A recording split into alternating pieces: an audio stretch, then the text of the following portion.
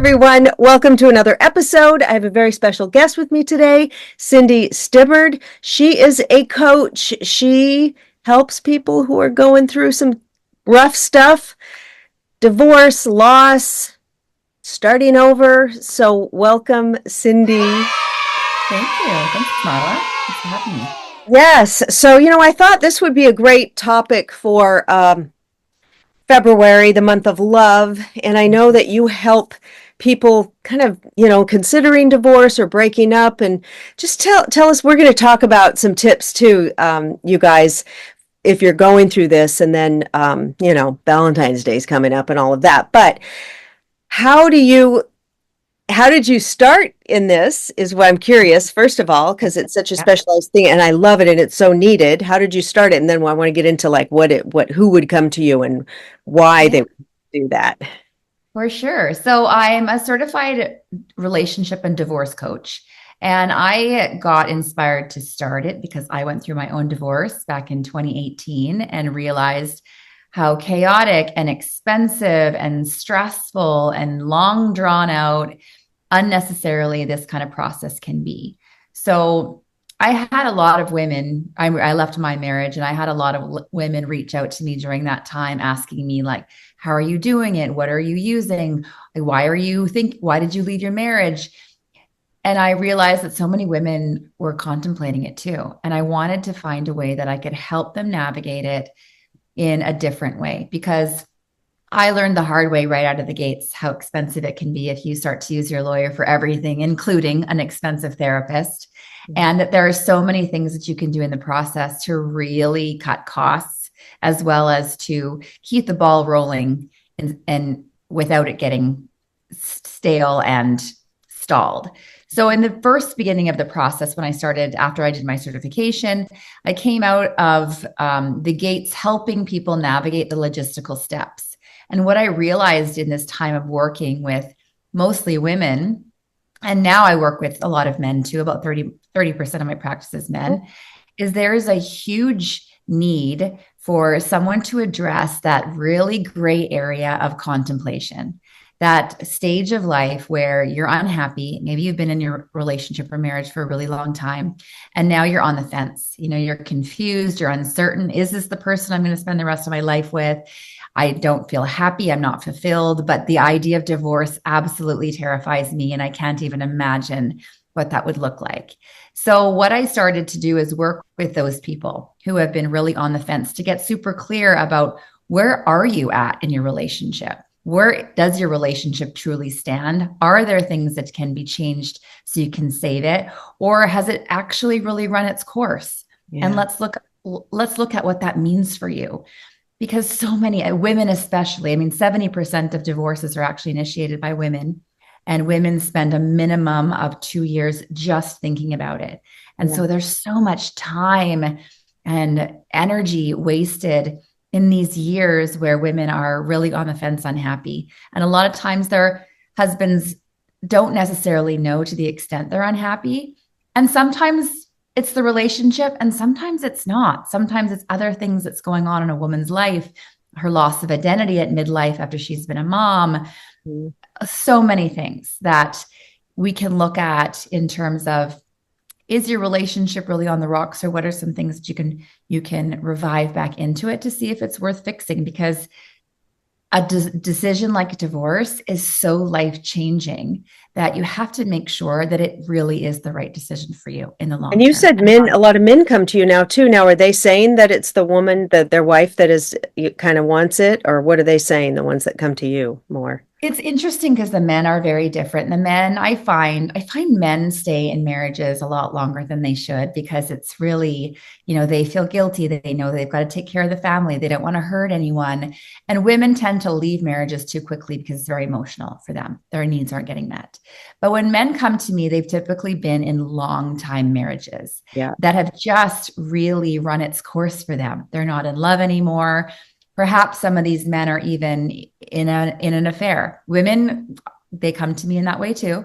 And they just don't really know how to navigate the next steps without looking like the bad guy, without hurting someone, or, without really causing a massive rift in the family.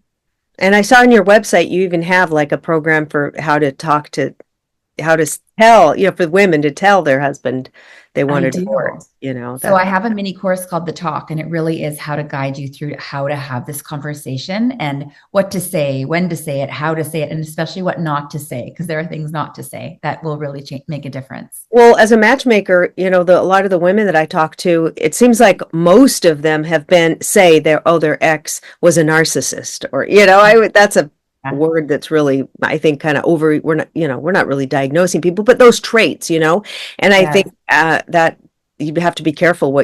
I guess a conversation would be different with different kinds of personalities, right? absolutely. And I think it's funny that we all tend to need to put a label on someone Yeah. just because we're leaving them, or just because the relationship didn't work out. Like so for somehow we always seem to marry Prince Charming, but divorce a narcissist, I right? know. Yeah. Exactly. But I think a lot of us do, we all have some childhood stuff that Mm, then most of the women I talk to, they are single now because I deal with a little bit more mature crowd, not the 20s somethings or early 30s, more 40 plus a lot. And I've done it, and so we'll play out that we'll attract or be attracted to these um, personality types that maybe are controlling or verbally abusive or something because we didn't know how to heal that or clean that up from childhood stuff. And then we do all the work on ourselves, and women are so into doing a lot of work. And I've noticed that women will take like a year or two or whatever to work on themselves. Then the men, they can't be alone. Do you notice that? They'll jump right into it. yeah. I remember when I was working in Beverly Hills in this matchmaking service. So we had an office, and there was a sales office and this man worked in the building, and he came down one day and he says, "Hey, you're a matchmaking company. Can I come in and talk to you?" And so we go, "Oh, sure, come on in." And we sit down, and he was contemplating leaving a Mm, relationship, I think a marriage. He lived with her for sure, but he wanted something set up, like to know something's there and set up before he wasn't even gone. You know what I mean? It's like he couldn't have a day single. right. Yeah. Yeah, and I think that is so common for men. But what I also find, and that also is reflective of some of the long-term health studies that we see that are done on the longevity of men versus the longevity of women. And what they're finding, I can't quote the exact study, but I've heard it a few times, is that a man that when he's married, Mhm. his health, he stays healthier and he lives longer than a man who's single. And it's because he's got that nurturing environment that can allow him to be more successful. Whereas for women, the women who are unmarried and don't have children are the ones that are happier and live the longest. So Right. it's so interesting to see that difference. And I think that for It's men true. and women, we look for different needs in a relationship. Like a man's needs out of his relationship are much different than a woman's. Like Hmm. we want the emotional connection and the most emotional capacity. We know we can take care of ourselves. A lot of us can take care of ourselves financially already, although we do like to have that leadership in our relationship so that we don't have to pull that weight entirely. But we also want someone who can be nurturing and be emotionally connected to us Yeah. as well, right? And a man maybe likes the caretaker, maybe likes that person on his arm so he looks like the successful guy that's got it all together. They're just not to say that that's a bad reason, but there are just many different reasons why a man feels more fulfilled in a relationship and a woman has certain needs out of her relationship that are different. And now women are making a lot of money because I think a lot of women make more money than the men now. And I have some women clients for matchmaking that will say, well, is he making at least as much? He has to make at least as much as I do. And I'm like, well, how much is that? Well, 500,000, a million a year. I'm like, whoa, Well, exactly. I mean, Yeah. I definitely can resonate with how that feels, even as a single woman myself. But I also feel that when women get to that point, if there's nothing that a man can extra value than a man's bringing to the relationship, then she doesn't really feel the need to be in one. Mm. She's already covering all those bases and she's sort of balancing the masculine and the feminine energy herself. Not to say that's a healthy thing, but she doesn't need anything else to be filled. She's filling it all herself. But you can't, there's you want to snuggle with somebody at night or watch a movie Yeah. or be there. Yeah, Yeah. it really, I mean, you could get a dog or a cat or something, but But at the same time, I guess where I'm going with that is that women can be more courageous with knowing that they can be fine on their own. And yes. once they establish that, then they get to choose to be with someone, not Yeah. because they need to be. And it's interesting because women a lot of times will say, and I mean, I totally get this, like, I'd rather just be peaceful and alone than getting with somebody that's arguing or it's a problem or it's stressful. Which ends up a lot when we jump into something too quick. We don't really know them. And I think I see women doing that. There's a woman right now, I have somebody I wanted her to meet and she was waiting and he signed up. Took about a week to 10 days to sign up with me and get him on board. And then I reach out to her and she's, oh, I already met somebody else. I'm like, what are you talking about? Oh, It's been not even a no. week. You're exclusive with somebody. And then she's like, well, I don't like to date more than one man at a time, but he's probably dating, this is an interesting thing. A lot of women will go exclusive, but the man's not. Like, I know he's still dating, asking me for matches. And then the woman will be like, no, okay, I just want to date him. I'm like, no, honey, just keep, Yeah. until you're really exclusive, keep meeting people. So, Yeah. And I think this is an area that really scares a lot of women, especially mid-age. They are afraid to leave someone that they've been with for a really long time, even though they're unhappy, because they have this underlying fear that they're going to be alone forever, yeah, that they're yeah. not going to find love again. And it is more challenging as we get older, right? Because a lot of the men are, married or maybe they're have health problems if they're older or there's Yeah. more women than men.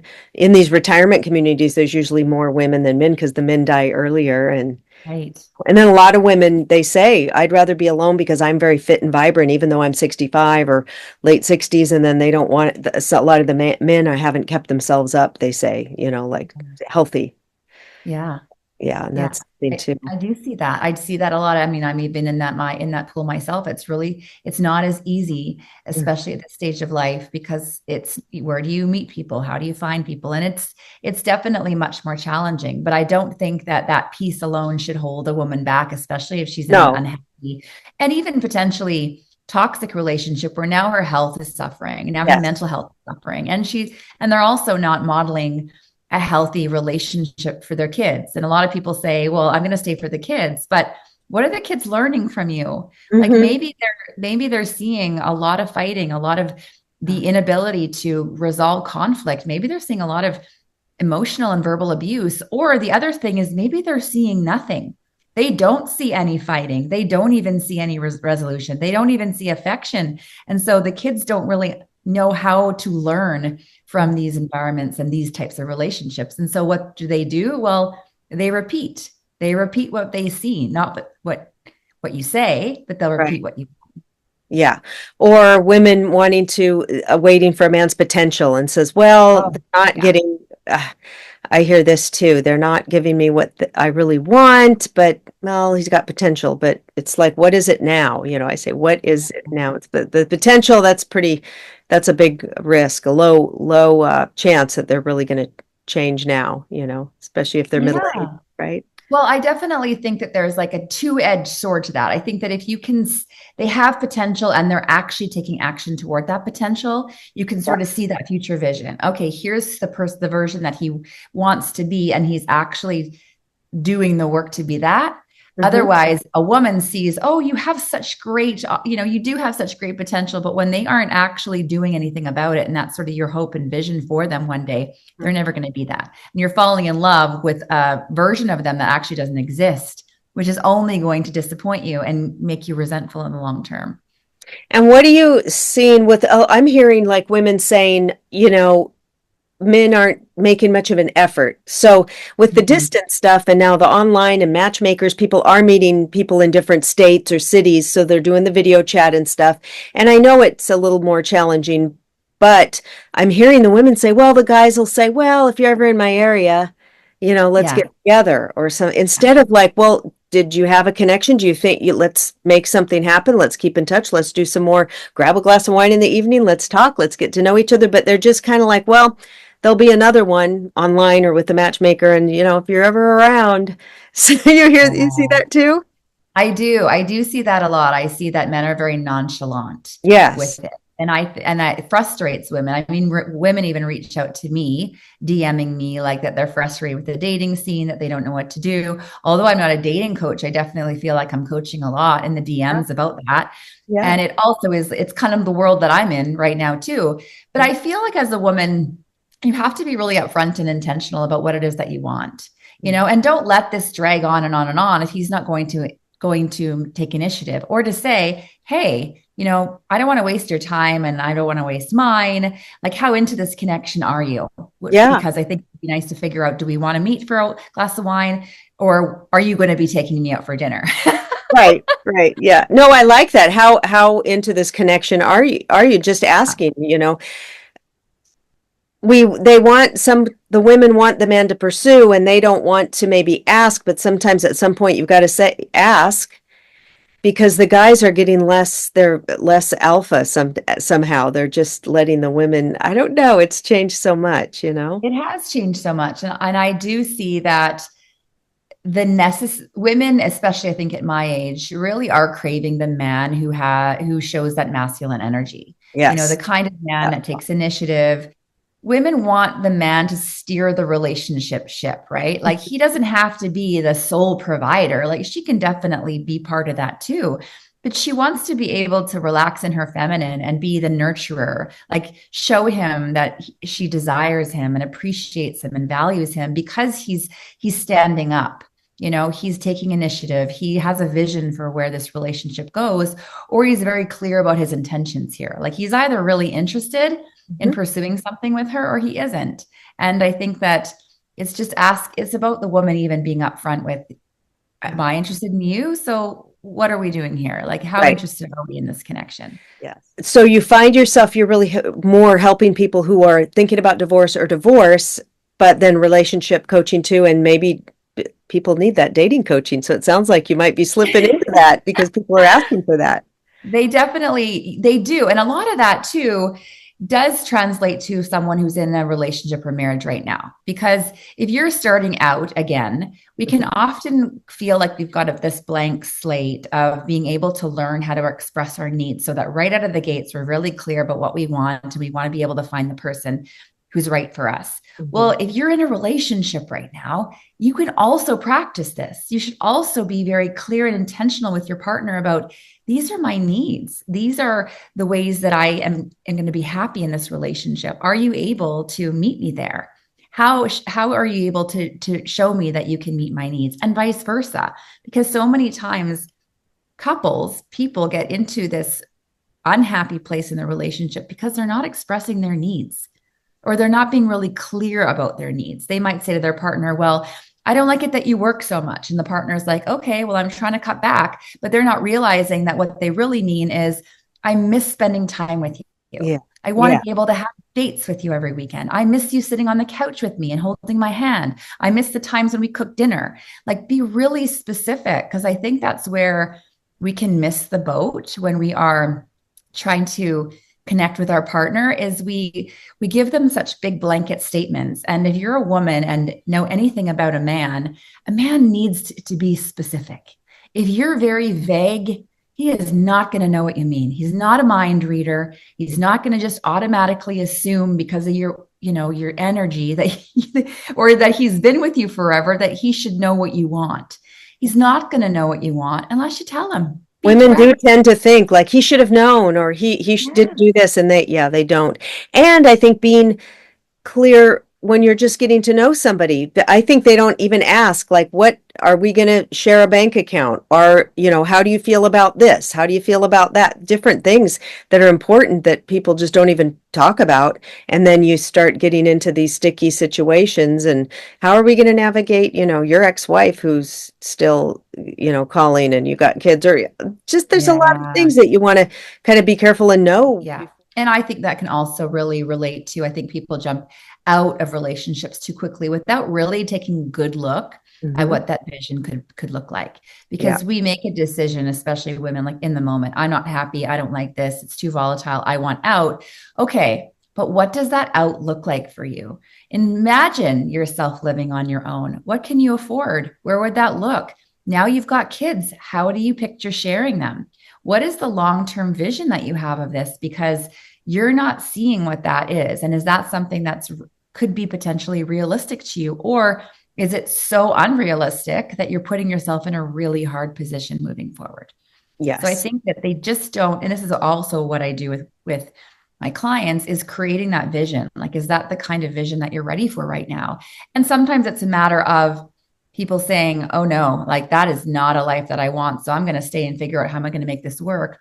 Or it's all right. It is the vision I want, but I have a few things I need to do to get my ducks in a row before I can actually start to think about making that plan or creating that exit strategy. Hmm. Okay, let's talk about Valentine's Day. So many women put so much on it, right? It's like, oh my God, I don't, in the depression, I don't have anybody, or this or that.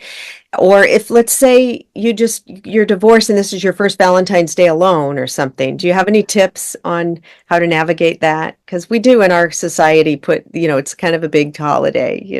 Yeah, I think so. Society tells us that it is, but I want to tell, like, the women who are divorced or even men divorced and they're spending maybe their first Valentine's alone. I want you to look back on all the Valentines that you've had. I'm sure they weren't great. So this is probably not any different than all the Valentines that just disappointed you Right. year after year after year. So this year is different because you don't have anyone disappointing you. So you get to go and be your own Valentine. Last year I was on my own and I went and bought myself a really nice bottle of wine and I made myself some dinner and I thought like, yeah, I'm celebrating me. I went to bed early, like all the things that I wanted to do because I felt like this is a day to actually also just pour into love Yeah. into yourself, Yeah. whatever that means. I And just I call it think the it was, month of love. The month of love is yeah. what I call it. Yeah. And it's like February. So it's like pouring into you, Right. right? Yeah. And if we put so much expectation on that day that our partner is supposed to all of a sudden be this like Prince Charming, we're always setting ourselves up for disappointment. We really are because it's for some reason I don't never heard very many women unless you're dating super early on in a relationship who's like, yeah, our Valentine's days are amazing. Yeah. I Yeah. think other tips for people is pour love into someone else. The best way I feel that you can fill our own cup is when you do nice things for others. So Yeah. like do do things with your girlfriends. Like get a Galentine's group together and have go out for lunch or go out for dinner. Oftentimes I'll do little baskets of stuff for my kids or I'll share my love for them instead of making it romantic. It's just about it's just showing gestures of care for other people, right? Yeah. Instead of getting so caught in this one day a year.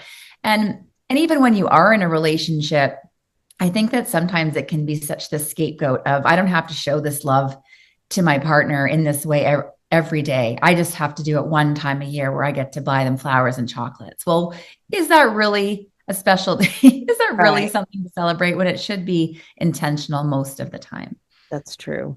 All right. Well, Cindy, thank you so much for popping in here and sharing your insights, and your work is so needed. And you guys, Cindy's website is popping up on the screen. You can connect with her, and she's got a podcast, but I'll put all the information below. And I wrote a short story a few years back called Amateur Night. And it was a story about when I lived in Chicago in the 90s and I was single. I was always single on Valentine's Day, and I worked in a restaurant. And it's very funny. And I'm going to put the link below if you want to get it on Amazon and have a few laughs, grab a glass of champagne and read that story. Oh, I love that. That is funny. All right. Thank you so much. And happy Thank you. month of love, everybody.